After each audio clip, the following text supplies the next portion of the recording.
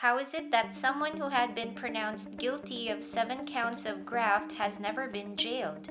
How has she even managed to hold important government positions in the past years? And how has she been since her husband, the 10th Philippine president, was ousted after a 20-year rule?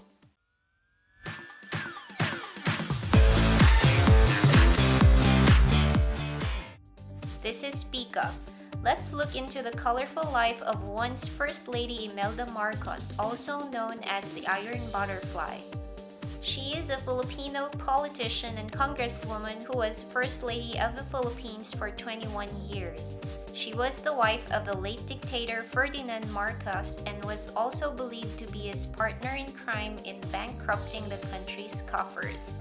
As the First Lady and a politician, it was said that she has been involved in many court cases against her in the Philippines and abroad. In 2018, she was sentenced to prison terms ranging from 6 to 11 years for each count of violations of the Anti-Graft and Corrupt Practices Act.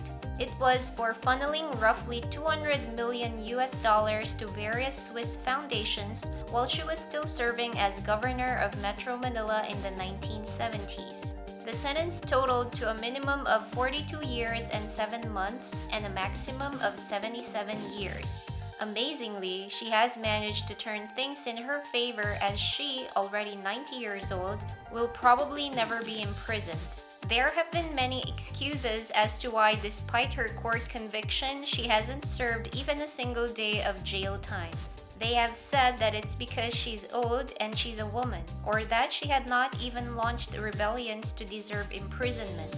However, at an old age, she was able to hold several positions in the government. She was a congresswoman of Leyte and the governor of Ilocos Norte, Ferdinand Marcos's birthplace. This only proved that not even her old age can deter her from running for a government position. So how would it be a reason to not arrest and imprison her? People are probably thinking about how easy it is to use age as a shield from accountability for a crime committed like graft or plunder. Late last year, Imelda Marcos cited multiple organ infirmities for her absence during the promulgation of her graft cases. It was said that she did not attend the hearing when the anti-graft court sentenced her to years of imprisonment for finding her guilty of graft. But on the night of the case's promulgation that she skipped, she was photographed at a birthday party. She also filed a motion for leave to avail of post-conviction remedies, which includes posting bail while she appeals the ruling of the court. Why has it taken this long for the country's judicial system to order the arrest of someone like Imelda Marcos? The case was filed way back in 1991 and decided only in 2018. Apart from consolidation, some of the other causes of delay are the various motions filed by the accused, the reinvestigation of the charges, and many postponements asked by both the prosecution and the defense, and more. Why was she not convicted of plunder instead of graft? Plunder is a non-bailable offense, and she and her husband have illegally amassed enormous amounts of money. Imelda Marcos was convicted of violating the anti-graft law in relation to the 1973 Constitution. She could not have been charged with and convicted of plunder because her offenses were committed during the reign of her husband. Fortunately for her, the anti-plunder law was enacted after Marcos was ousted. It seemed as if she really has all the luck in the world. Now that she's convicted, why hasn't she been arrested? The Philippine National Police Chief said that the country's police force will consider the former First Lady turned lawmaker's age and health. This raised questions about the impartiality of the kind of treatment the police is giving the former First Lady.